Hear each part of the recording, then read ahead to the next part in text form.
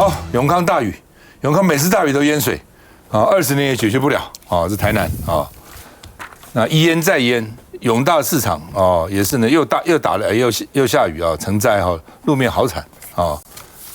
那另外呢，这个冈山啊，一个点宝溪从堤防溢出来了，10个车子惨遭灭顶，画面也曝光了啊。那另外呢，这个高雄遍地马路如河，像河一样。大水冲进大楼地下室，冲进地下室很麻烦，到时候要抽水什么呀，消毒啊什么，搞死哈。还有机电。那么对，很多那个发电机都放在地下室嘛啊。那这个暴雨狂灌，溪水高涨，所以高雄市灾情很惨啊。通报超过200件，市区也现黄水，有没有？这里讲黄水不应该在市区啊，市区也现啊。那么我们看这个是幸福川前的3分宫广场淹水，你分不出河道跟路面，是蛮危险的。七贤路淹大水，哦，然后呢，鼓山一路也淹水啊。韩国瑜那时候只要一点水就被骂臭头哈。然后呢，这个高雄美术馆哇，那是豪宅区啊，也是淹大水，整条马路像黄河一样，哦，高空照惨状曝光哦。那另外呢，这个民众还游泳，刚刚讲说仰泳，看到没有？还这边仰泳啊。那这个还说什么出现美人鱼，什么意思啊？就是有美女在那边游泳是吧？哦，在装的，是不是？或者他自己装个美人鱼，还装个尾巴，看到没？我就看这什么东西啊，像个尾巴一样。很流行这样的美人鱼装，然后去拍照。哦，这样是吧？对，所以他不是没想到在马路上也可以这样的，就是了。好吧，六都前瞻蔡英文的时候8800亿，大家记得吗？拿出2500亿治水，台南就花了143亿。桃园90亿，高雄67亿，新北40亿，台中29亿，台北市0，真明显哦。台北市什么都没有哦。对啊。那你看当时的台南、桃园、高雄都是民进党执政的地方，比较完整哦。然后呢，国民党执政在后面给一点点钱啊。对啊，我们告诉你，不是只有这2件，我们从很久以前给治水的钱，给很多钱啊，你知道吗？给很多钱，每次只要淹水就开始特别预算啊，这个预算啊，别人来治，然后治了个半天，下次又来。我记得郝柏村在当行政院长的时候，我是环保署长，有一次也是淹大水，他就召集会议，把这些县市长都找来，南部的淹水县市长，哦，然后他就很凶哦，就问他说：“我们现在政府已经花了这么多钱，你们谁敢讲我们的治水钱都下去了，中间没有贪污，没有偷工减料，没有一个人敢举手。”告诉你，下去的钱起码一半都到个人口袋里去了，层层转包，每次这个样子，冲掉就没有了，再来，冲掉没有了，再来，很气人呐，让人民水深火热。好，那么高雄也投入了189亿，哦，去年啊，2021年高雄一个议员，所以你看我们11年来淹水大幅减少，那现在呢？现在呢？哦，现在这个情况怎么样？哦，所以呢，南台湾的低洼的民众都在这2天很惨了。我们看看台南淹水。跟随着强风飘啊飘，大雨还是持续的下，所幸帆布的4个角相当牢固的粘在墙上，暂时没有影响行车安全。不过在仁德区中正路上，骑车开车的驾驶倒是非常的小心翼翼。被掉车啊，被掉车啊！路上的积淹水已经高到机车骑过去，激起的水花以及跟机车轮胎一样高，这让中正路上的加油站根本没办法做生意。因为已经水淹到这个平台了，好扯哦。水淹至少20公分，台风天独自守在加油站值班的员工只能赶快先把椅子等等的物品拿到地势比较高的地方。无奈的坦言，这里经常淹水，类似的情况已经不是第一次了。第一次淹啊？没有常淹啊。常淹哦。对啊。大概都是这个状况吗？对啊，差不多就是这种状况。一定会的啊，因为这种天气也不会有人出来。台南市仁德区过去24小时累积的雨量是227.5毫米，尤其在清晨3点到4点之间，雨下得最猛烈。然而这场雨至少还会再下一整天，台南民众只希望别造成太大的灾损。哦，来，那个博弈，先讲啦，很奇怪，还记得韩国瑜院长选市长的时候，有一张照片非常有名，就是韩国瑜院长把他的裤管拉起来去踩水看灾的照片。对啊。这么多年了，结果呢越淹越严重，已经淹到可以在里面游泳了。所以我不晓得到底南部民党执政县市拿到这么多的前瞻治水预算，花到哪里去了？台北市政府是零元刚看到了，没有拿到任何1毛钱。但台北市政府对于这个水沟，包括防灾治水的工程是非常花心力的。2个方向，第一个定时清淤非常重要，我们一定要让水沟保持畅通，让水进去的时候不要被堵塞。在第二个，台北市政府花了大钱，预计接下来要重新施工来提升我们雨水下水道的排水标准。从现在的这个时雨量最大的78毫米要提升到88毫米，我们都有计划在做。但是高雄、台南他们到底在做什么？其实我不是很能明白。但是我却看到了民进党政府常常的在宣导他们市容美化了多少，做了多漂亮，市容改观了多少，是不是他们都把这些治水预算拿去做了一些美化工程或者是景观工程？但实际上最重要的治水工程好像却没有特别的上心，或没有好好的来处理，才会造成了感觉起来表面做得非常漂亮，但是大雨一来的时候，从以前到现在，永远都是每逢大雨必淹水的情况。高雄、台南，不管是市区还是街道，通通淹大水。好看的东西固然可以宣传，好看的东西固然能够让民众能够直观的感受到，但是真正的路平灯亮、水沟通，我觉得才是一个市长他有没有下苦功，跟有没有做基本工程的决心跟决策。那我希望接下来，不管是你说台南市长还是高雄市长，不要再只会想选举了，也不要再只会想你接下来能够去攀登总统的大位，而是好好的在乎你的市民，因为他们把票投给你们，他们对你们是有期待的。而现在看到淹水淹得这么严重，表示了他们的期待完全都落空了。你们对得起你们当初的市民跟你们所有的支持者吗？水深火热。好，除了台南，我们看高雄，越淹越高哦，太扯了。台米台风来袭，大雨下个不停，在高雄三民区民族巷这里，市区道路水淹成河，警消单位是全副武装，带着救生圈前往救援。有居民试图跨过围栏，眼前这一幕实在太惊悚。汽车也全部都泡水了。仔细看这里的泡水车真的是数不清，根据当地居民初步清算，至少有6辆轿车泡在水里面，机车一大堆，几乎淹没了车顶，一时间要算也是算不太清楚。让我们听一下居民的说法。目前这边水位已经淹到一般成年人的胸部的高度了，汽车都已经快要灭顶了。汽车下面的也都全倒了。拿出手机拍下眼前景象，水已经淹到大约150公分高，这是让周遭居民都吓了一跳。台风中心似乎已经离开了台湾本岛，但这夹带的水汽、降雨的雨量，让中南部地区陷入严重灾情。1楼住户全成了受灾户，这水什么时候可以排掉很难说，也提醒周遭居民千万注意自身安危。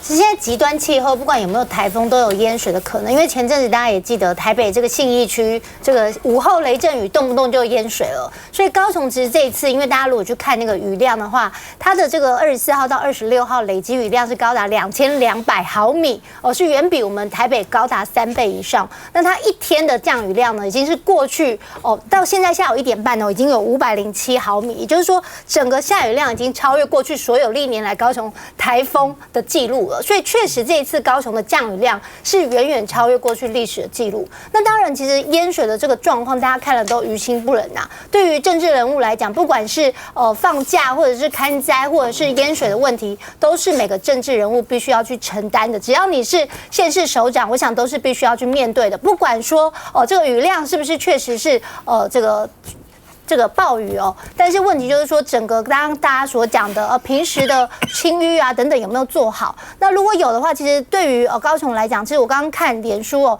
也有朋友说，虽然淹水淹得很大，但是1小时只要雨这个稍微小一点，马上水就退了。所以其实水退也是一个大家知道就是说排水的一个非常重要的一个状况。所以如果一直狂下雨，但是没有办法排水，那当然水没有办法赶快的退掉。所以大家也都知道，这次高雄淹水状况确实是非常的严重。对于每个县市首长来讲，都是必须要去面对的问题。安轩，我觉得现在重点在于说呢，极端气候已经不是新闻了哦。那所以呢，每一个县市来说的话呢，面对极端气候怎么样子的一个瞬间的雨量过高，因此导致排水系统没有办法去运作这件事情，其实早就应该提出另外的一个整治方法。那包括今天本来就应该要举行的在总统府里面的这个气候变迁的委员会，它现在必须要往后延。是要往后延的话，它不只讨论电的问题，现在因为缺电的问题、能源问题看起来是迫在眉睫，所以好像这个气候变迁就只有讨论这个问题而已。但事实上，整个的国土的规划、整个城市的治理，其实面对这个极端气候都是必须要去面对的。所以我觉得对于赖清德政府来说的话呢，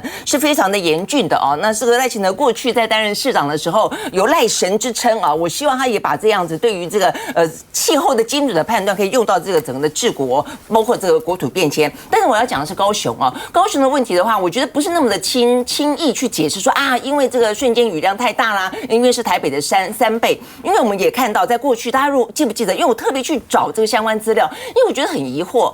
大家记不记得当初花妈卸任前，她一个非常大的政绩，她说呢，她盖了24座的滞洪池。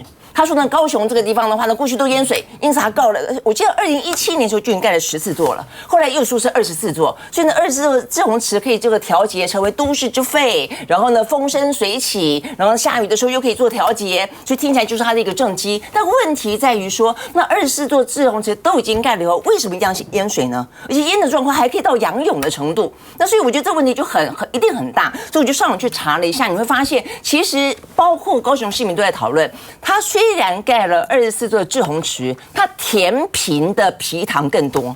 就它其实为了都市开发，所以它其实填平了很多的地方，所以包括了一些像什么草塘湖，什么我看这个什么草塘埤，什么爱河流域当中附近的一些湿地啦、埤塘啦等等的，几乎都被填了，都拿来做这个土地的开发。所以你只要随便上网去查，我今天下午也不查了一个什么第84期的，查了一个第100期的，就特别提到，我觉得高雄市政府也很神奇，它这个土地开发处里面呢也告诉你，我们填了这些埤塘，然后有引发水患之虞，都写在上面了。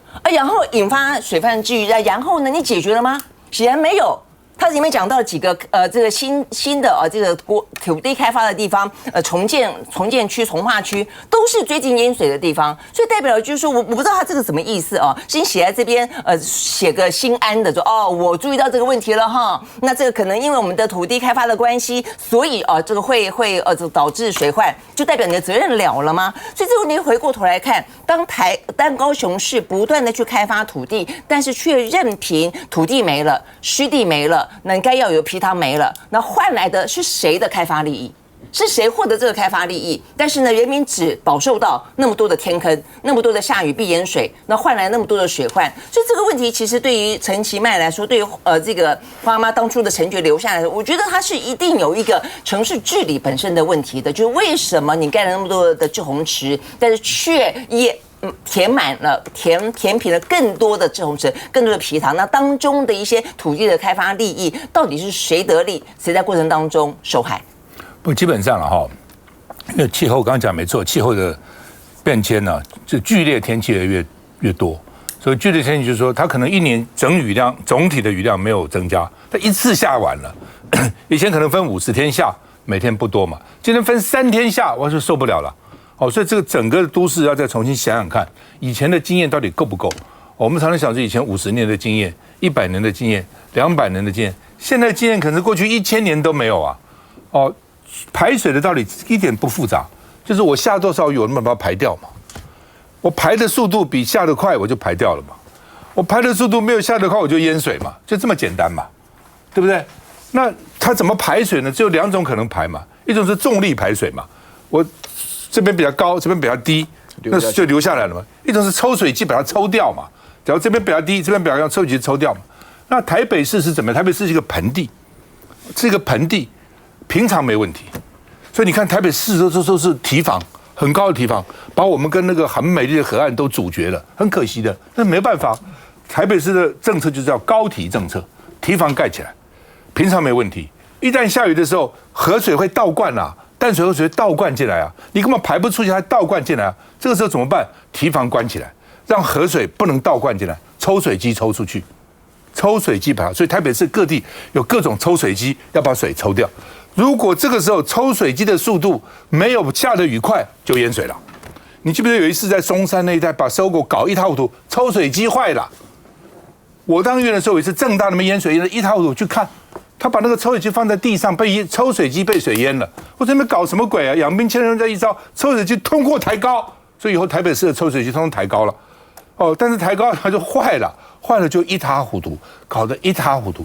所以这是每个都市的政策，那一定要检讨啊。说我现在将来如果雨下那么大，我到底够不够？我的设施够不够？哦，随时检讨，不是我盖了以后弄好以后就不管了，以后可以100年安然无恙了，没有这样的事情。休息一下再回来。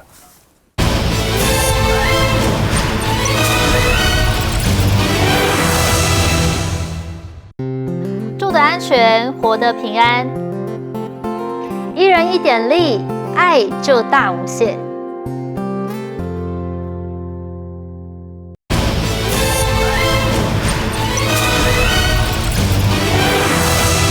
好，这次造成66万户停电，好，到现在为止还有8万3千户在抢修还没有修好那水库进账很废话，我们下这么多雨，总是水库会进账而且呢说呢有3个水库都可以有100%的进水满了都满了我相信大部分水库其实都应该是进账很多了南部也担心缺水，2个水库也大进补那后来有的时候地方还怕太多了这个还要排洪防洪，所以呢，不同的水库呢还去防洪把那个水给放掉台电说我们这次放水也是防洪的，大家也知道了但是有29万户停电，不是因为缺电，就可能因为其他的原因了。不缺台电反正就很怕说它缺电，我没缺电啊，等着电网各种原因了那他说台电现在很得意了。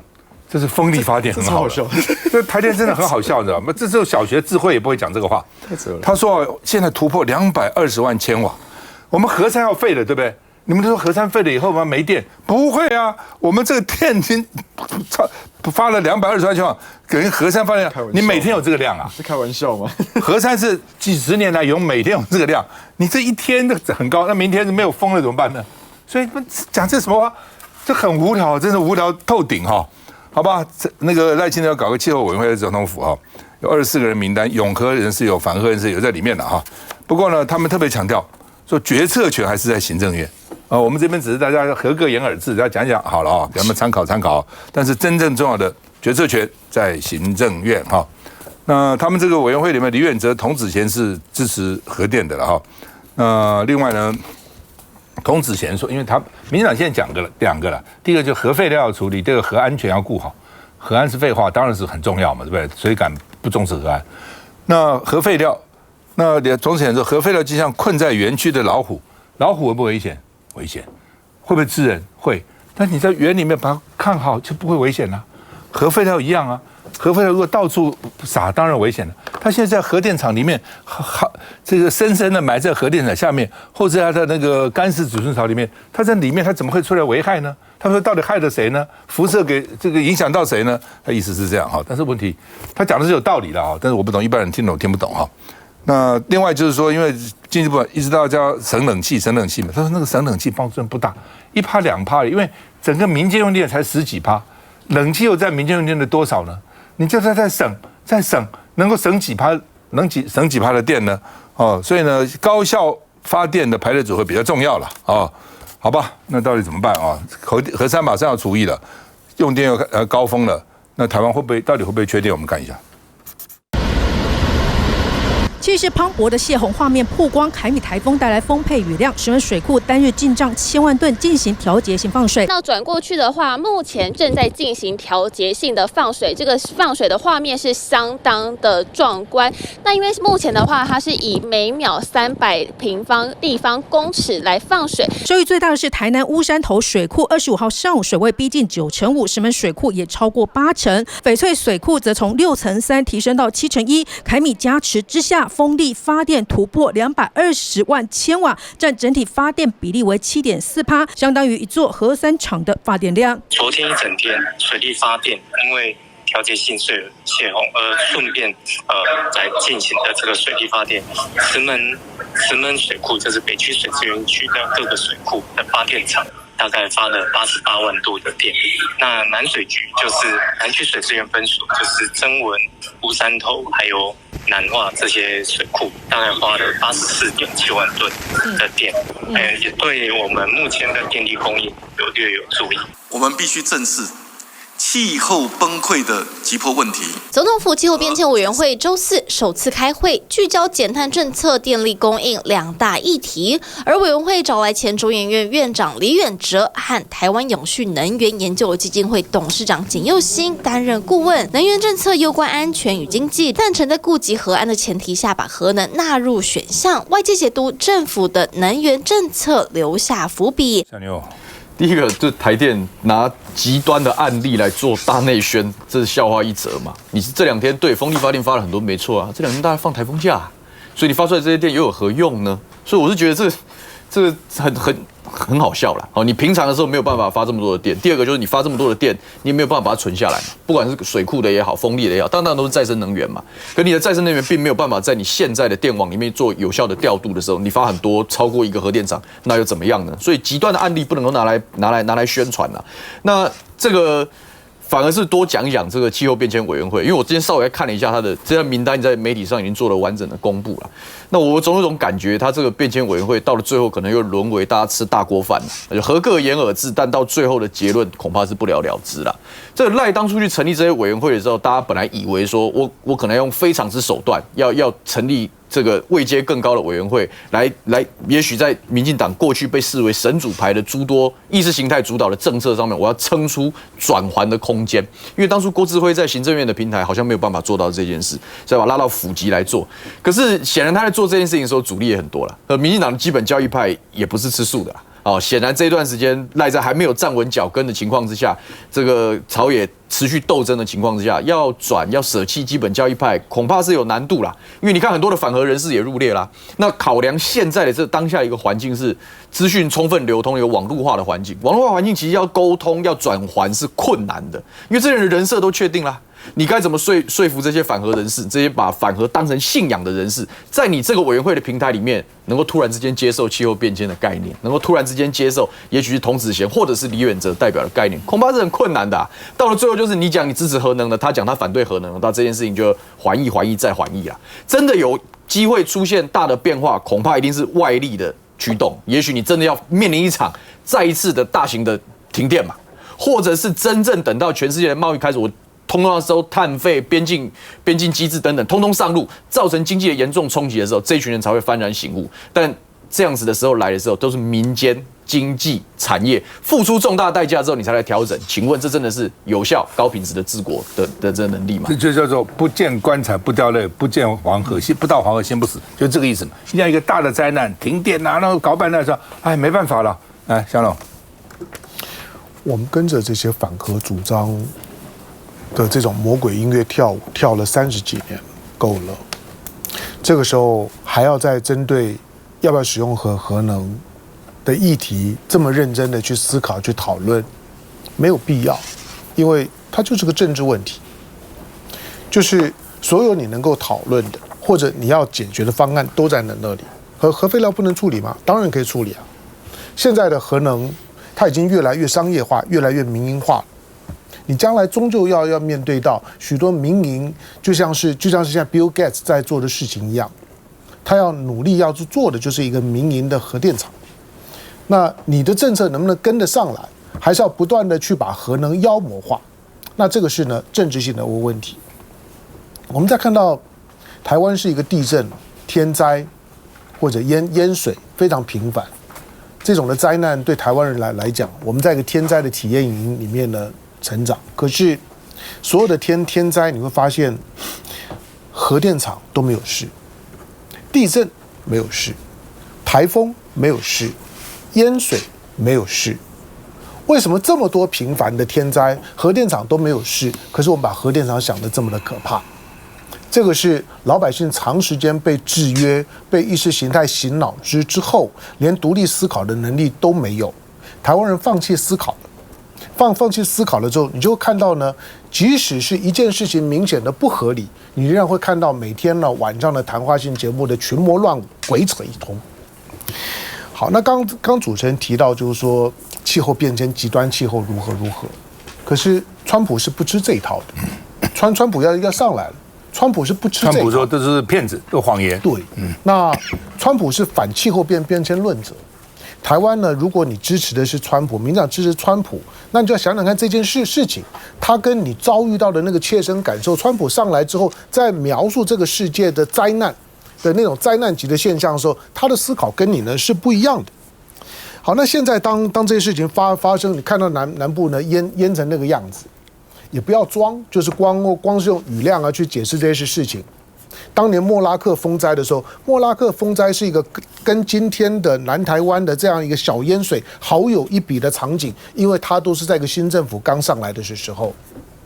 今天赖清德刚上来的时候，这样的一个小小的淹水，当年莫拉克风灾，马英九刚上来，刘兆玄刚当行政院长没多久的时候，那个天灾地变的场，我可没有听到过民进党有任何悲悯的声音，觉得这件事情呢是天灾，我们全力去救灾，不要泛政治化，那没有。在当时8月8号，你就看到薛湘川的马上就下来。隔没多久之后呢，刘兆玄剪头发也下来了。大家呢，只要南台湾有灾难，日子都不要过了。大家就必须要把情绪完全呢跟南台湾的宝地共鸣，有必要嘛？今天当然还好，这件事情发生了之后呢，起码呢没有像4月3号呢花莲发生大地震，有人出来说老天有眼，为什么？因为发生在呢台南高雄是吗？当然，台南高雄只是淹水而已，那个是台湾人共同的经验，没有造成太严重的生命财产的损失呢，都还算好的。可是如果要用现在的淹水的情况，你想想看，当初莫拉克风灾，南台湾淹得有多惨？可是，在当时全部都是政治攻击，在政治上面来讲，急着想要把它当作是政治资本。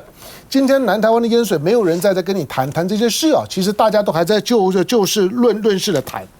今天在台南高雄。台南高雄花在台南高雄人身上的治水的经费，一个人如果花在东部的是一个人是1块钱，花在台南高雄人身上的一个人是18块。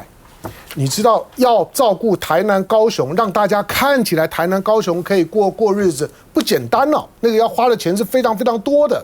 只有民进党政府敢于把大量的治水的预算全部都摆在我执政的县市，尽量给。我没有执政的县市，就当作你不会淹水，好吧？你要这样子处理。可是这次呢，水淹成这个样子的时候，千万不要用雨量去解释，它的排水系统是需要去检讨的。我总是记得，不管是韩国瑜或者马英九也好，他们做的事情你可能看不见。韩国瑜呢，即使被斗臭斗垮，可是我还是记得他在当市长的时候呢，他经常钻进下水道里面去清淤，啥玩意儿都有，甚至于你以为的下水道的管线竟然是不连通的。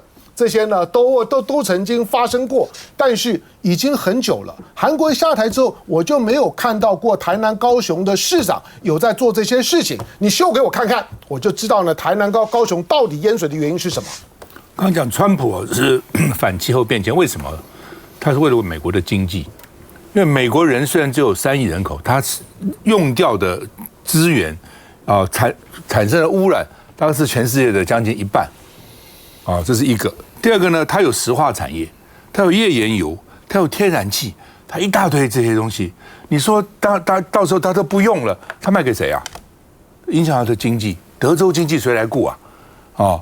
那所以呢，基本上美国的汽车，美国是汽车王国啊，没错，汽车排出来污染有多大？你今天叫他每一个人都要节制，要他的命啊！欧洲在那边喊什么绿能啊，美国怎么喊的？美国不会喊的。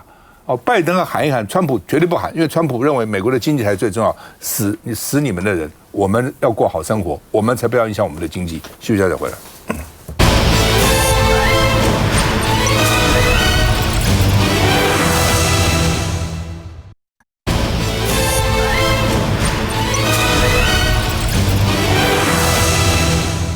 好，新竹市长高虹安案子昨天本来应该宣判，因为台风延到今天会延啊。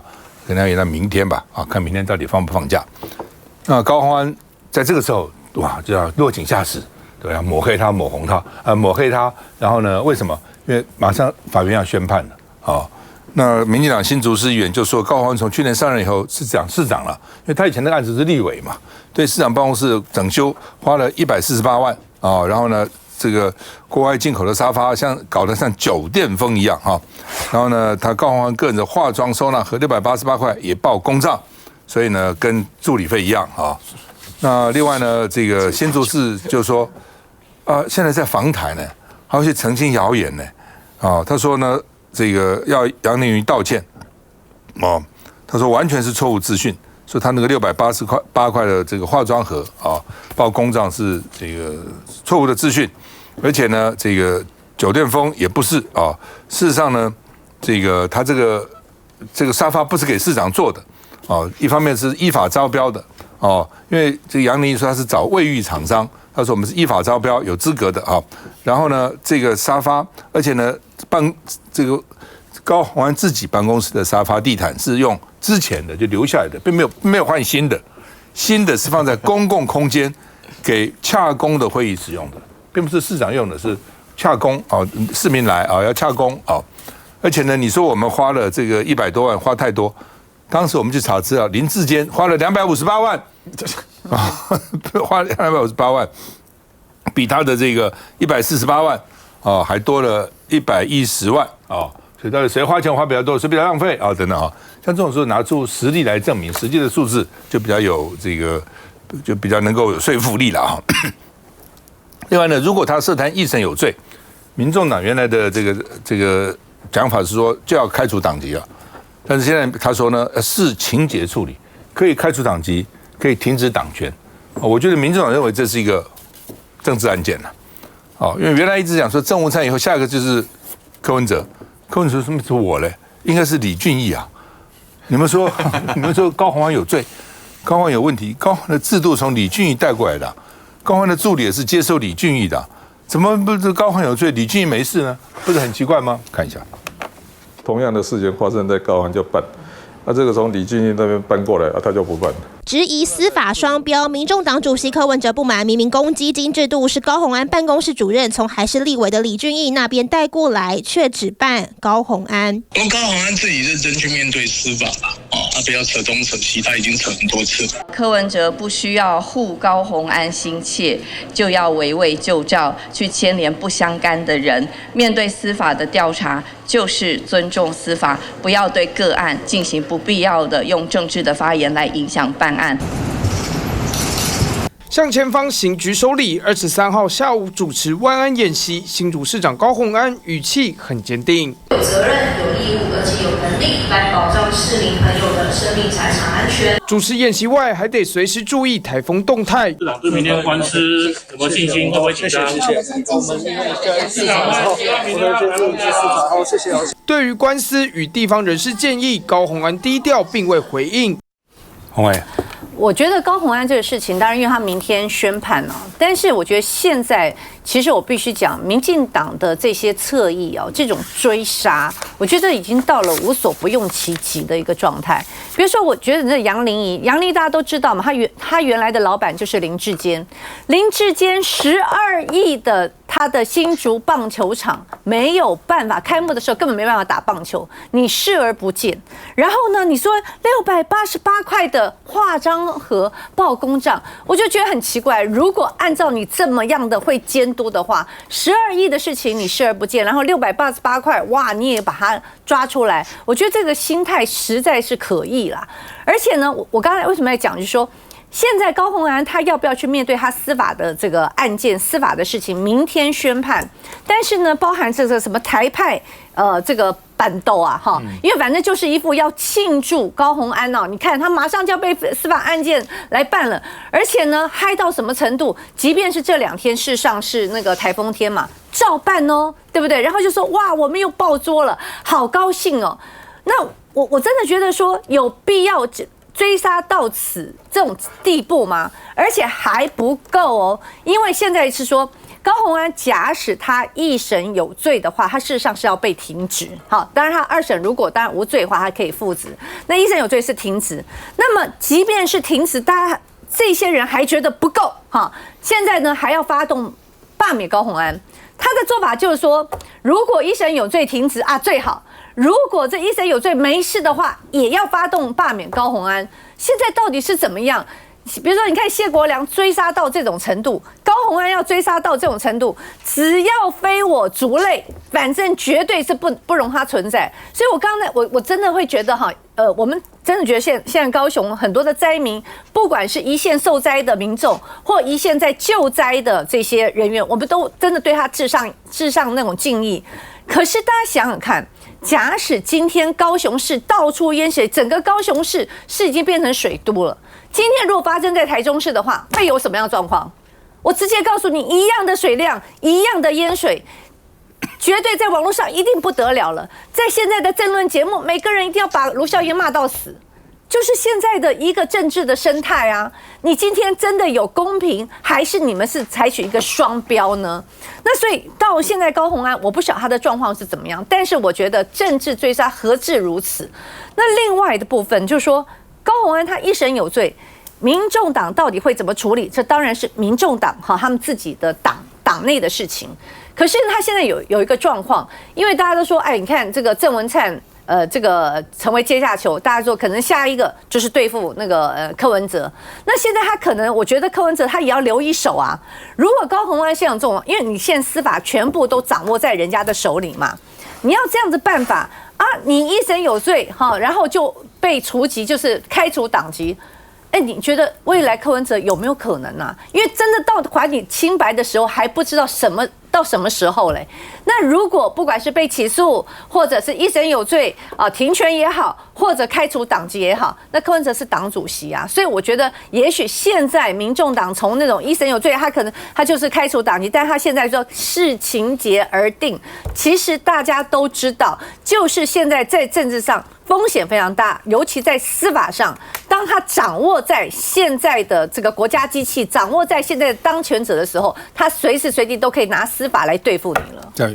刚刚洪威这个一语惊醒梦中人，原来这个高虹安条款不是为了高虹安，而是为了未来柯文哲主席有可能被一审判有罪，所以才有这样子的更改。但是回到就是说明天这个大家比较关心，第一个就是台股开盘，就台积电到底会怎么样；第二个就是高虹安宣判的情况是如何。那无论如何，我想新竹的这个风风雨雨对新竹人来讲是非常的不公平，因为新竹很多的建设尤其刚刚讲的新竹棒球场停用了1年多，到现在都没有办法启用，就像我们台北大巨蛋没办法开演唱会，新竹棒球场没办法打棒球。我想对市民来讲，这个才是他们最关心的。所以无论未来这个高虹安是不是宣判有罪，副市长是不是这个邱成远要代理，大家还是关心说新竹的建设到底能不能好好的这个给新竹市民，包括大家最近也看到新竹市民的这个就学的问题，包括这个小孩这个要上高中啊等等，就算考的学测再好，还是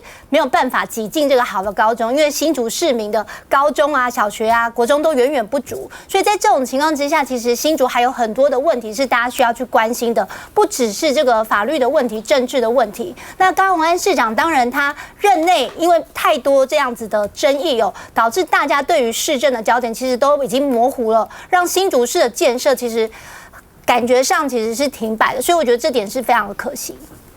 就是说新竹，因为新竹现在所得就是全台湾最高了，对，所以就看竹北那个建设，我去看，哇，跟外国社区都很像他们的这个高学历的人也非常多所以他们孩子呢，这东西没办法，因为他们那个重视小孩教育，所以小孩的竞争也非常厉害，升学考试的那个分数都非常高所以新竹这个的建设等等，真是蛮重要的。我们休息再回来。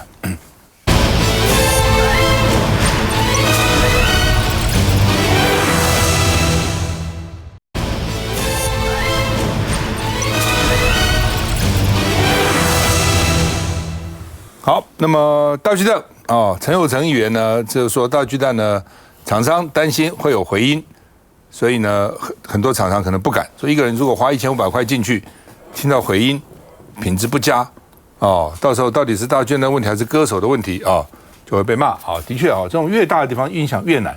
你比如说不要说大巨蛋，小巨蛋影响都很难，弄得好很好，弄得差的一塌糊涂。我也参加过小巨蛋的演唱，哎呀，简直我那个耳朵要塞那个卫生纸在里面这大到爆但有些地方又听不到所以这个音响的这个设备是很重要的那大巨蛋因为很大嘛所以将来音响会怎么样不知道因为现在没办过，不知道会不会有回音那柯文哲说当然可以开演唱会嘛哦，但是呢，消防审查到底会怎样？哦，那他说呢，主要原因呢，这个没有人愿意审查，台北市政府应该自己承担哦。现在台北市政府也不愿意审，大概中央也不愿意审，那谁审？内政部有说，台北市政府自己决定了，你决定了，到时候发生问题你负责啊。哦，因为台北内政部回函是说，大巨蛋是大型体育场馆，不需要符合建筑技术管理规则127条。至于是不是能够办演唱会，由地方政府本于全责，要求主办单位拟定大型群众活动计划，并依活动特性与群众参与状况进行详细审查，妥善规划，请地方政府自行决定。这就是内政部，那不管嘛，你政府就决定就决定，那不敢决定，对不对？哦，就很奇怪嘛。哦，所以说这叫死结。我看没有什么死结啊，有什么死结呢？死结他们说是不是建筑技术管理规则127条是不是要适用？内政部跟你讲说不适用了，那这什么死结呢？这有什么死结？哦，我不懂，有什么死结？哦，这是这个他们当时的详细在这里了。哦，就是说这个执照29条，哦，台北市呢申请活动的时候应该符合127条规定，说这是死结，因为这边规定要符合127条，内政部又说你不必符合127条，所以到底要符合？当然以内政部解释为准了，那主管机关呢？哦，行政署管这个东西的。那这点我一直好奇啊。柯文哲说，为了伟大的国父，大巨蛋呢下挖10米半，所以呢意识形态人变笨。说为什么呢？说因为大巨蛋屋顶不能超过国父纪念馆的高度，所以有限高。但是呢，棒球要高啊，所以呢，那怎么办呢？不能高过国父纪念馆高度啊，往下挖10.5公尺，哦，所以呢，他说呢，这个对马英九跟郝龙斌来讲是中党爱国，看到国父肃然起敬，要是我早就不理他了，我就不会限制那个。其实这已经不是跟陈水扁的时候就规划了嘛，好像马英九时候限制的，跟郝龙斌其实没关，郝龙斌说已经盖好了。那另外呢，已经在盖了哈。那另外呢，他也讲啊，说这个中正纪念堂的国宅也是有限高，上不去，所以砍掉一半限高。哦，那大巨蛋将来会有1万人在地下3层开演唱会，就是因为它往下走嘛，逃生困难，所以呢，中华东路底下有一个80公尺逃生道，哦，这是个密道哦，等等，不真的讲的真的假的？我们看一下。很多人在问说大巨蛋能不能开演唱，答案是可以。但是是这样的，因为看演唱会跟看棒球不一样。刚才讲过，看棒球是在看台上面的，它疏散它是可以直接就上1楼平面。可是如果开演唱会啊，它是要在球场的话，而且特别是装了1万人、2万人，那疏散哦，那个要严的。他说没有人愿意审，所以是我们把人家打死结。没有人愿意审是这样的哈。第一个，那政府就要自己做承担嘛，毕竟是这样。大巨蛋是个 BOT 呢，远雄是一个台北市政府算是房东嘛，应该可以找第三方。真的有困难的话，台北市政府也可以出来承担这个审查的任务。好，说我很难想象哦，说已经到了这个年代哈，就是为了国父纪念馆不能超过它哦，所以大巨蛋往下挖。博弈，你市议员真的这样吗？当然不是啊，瞎扯啊！这跟国父什么事啊？先讲一下为什么大巨蛋会有限高，是因为在2004年当时的都市计划想得非常清楚，因为大巨蛋量体非常大，所以他为了考量周围的视觉以及景观的冲击，所以才将大巨蛋限高在60公尺，不能够超过，跟伟大的国父一点关系都没有，不是因为不能够超过国父纪念馆，所以要把大巨蛋降低，完全没有这回事。柯文哲知道，但是到现在还在乱讲。大巨蛋能不能办演唱会，其实不只是民众的需求哦，因为台北市政府其实都非常在意这个点了。所以之前台北市议会他会通过的议案嘛，我们2个点讲得非常清楚。第一个就是要求台北市政府再次行文给内政部，确认大巨蛋办演唱会的相关法规，确定的不符合127条，这个已经没有问题了。不需要127条，对，不需要，不符合就不需要去符合127条，跟它没关，因为场馆的使用科目不同。在第二个呢，我们也会同时请远雄啊，根据之前柯文哲特别要求的使照注记内容，委托专业的机构来做大巨蛋的防火逃生避难审查。只要通过这个审查，确定了大巨蛋安全无虞，台北市政府就会同意让他来办所谓的演唱会。但是目前好像卡在远雄这边还没有去送这个审查，也就是刚刚讲的死结，就到底谁来做这个审查，卡在这里。可是我先讲。这个审查就算过完之后，我个人对大巨蛋办演唱会，我还打上一个非常大的问号。因为第一个很简单，大巨蛋的馆场的内容啊，跟它的设备状况，我非常疑虑啊，到现在还在漏水啦。从去年打棒球，从亚锦赛等等赛打到现在，职棒赛都快打完一个球季了，还在漏水，下大雨就漏水。在第二个大巨蛋里面的音响跟它的一个灯光的设施相当的不足啊，不要说差，但相当的不足。也就是如果有演唱会要办的时候，那个音响设备必须要花大量的经费来补足它。大家知道现在小巨蛋演唱会音响平均一场哦，厂商要付多少费用吗？小巨蛋一场大概是1500万，加装它音响费用。现在大巨蛋推估，因为没办过，推估大巨蛋音响补助费用大概要8000万。因为它的场地太大，各空间，所以这个对于厂商而言是一个非常大的成本预算，而这成本预算说不定也会导致很多厂商没有意愿来这边办所谓的演唱会。所以现在状况，我觉得不只是法规问题、设备问题，还有厂商意愿的问题，通通都卡住了。我觉得台北市政府不是单纯的让市议会通过这些法案，而是必须要跟所有的产官学都来沟通合作，才能够真的让大巨蛋能够办演唱会，让民众能够享受到真的一个好的大巨蛋场馆。我觉得才是最重要的方向。建筑物的高度多半都跟安全有关。那如果像在台湾总统府周围的建筑物过去是有限制的，机场旁边也有松山机场。其实机场当然是飞安的问题了。总统府的周围过去建筑物是有限制，设计是吧？那就是川普中枪的原因嘛，就是那个制高点。可是你说会有人去在乎国父纪念馆的高度吗 ？Who cares？ 这种就是鬼扯，就是不用什么事情都用政治去解释，它没有那种的逻辑性。你回头去看的时候，因为大巨蛋摆在台北的市中心区那个位置，虽然现在有，当然大家很高兴啊，可是从一个城市的视觉的感觉来讲，那个其实它破坏了整个城市的美观，就大巨蛋本身。你经过的时候，你可以想见，如果说它再长个10公尺、20公尺，现在那个高度，我开车经过我都觉得很压迫。它就靠在马路边上，它不是在一个有很大的腹地的空间里面摆在中间，你可以轻轻松松进去，像是进公园一样。不是啊，它的出入口就在大马路边上啊。那个呢是在台湾来讲，就是因为我要那个东西，然后呢，其他的我先有再说，其他的就不在乎。可是今天呢，大巨蛋的情况就是就现地呢去改善了。柯文哲现在在描述大巨蛋的时候，跟他当初要选市长在描述大巨蛋的时候，那个讲法当然非常不一样了。当初他甚至于表态，他上来之后呢，必要说把大巨蛋都给拆了。现在当然不可能，可是我觉得当大巨蛋呢走到今天这样的规模都启用了，而且所有进去看球的，已经不要再去讨论那些瑕疵，有瑕疵啦，有漏水啦，有音响问题就改吧。老实说，只要做过一次音响的问题，你没有真的办过的时候，大家呢光想象的头都很痛。可是比大巨蛋更大的场地办演唱会的经验，这个世界又不缺。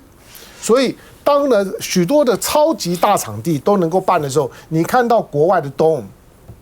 国外的这种每个大城市里面的这种的，只要是有养 NBA 球队的地方，那个每个进场的标准赛事都是要4万人以上的，不会比大巨蛋小啊。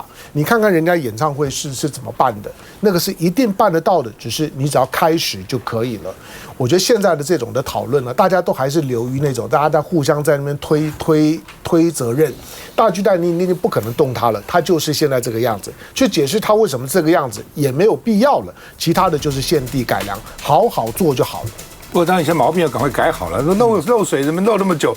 对啊，改不好，奇怪啊，佳宇。其实现在国际级的演唱会都办在高雄，大家其实是非常的遗憾，说为什么台北有大巨蛋却不能用，然后这么多的国际巨星都要跑到高雄去看。那当然，无形中高雄的这个城市光荣感跟骄傲感现在也慢慢上来。然后台北感觉这几年来的建设好像没有一项亮点是让市民觉得说是非常有光荣、有骄傲的。这个其实柯文哲市长任内8年到现在，大巨蛋的问题他所接手到现在。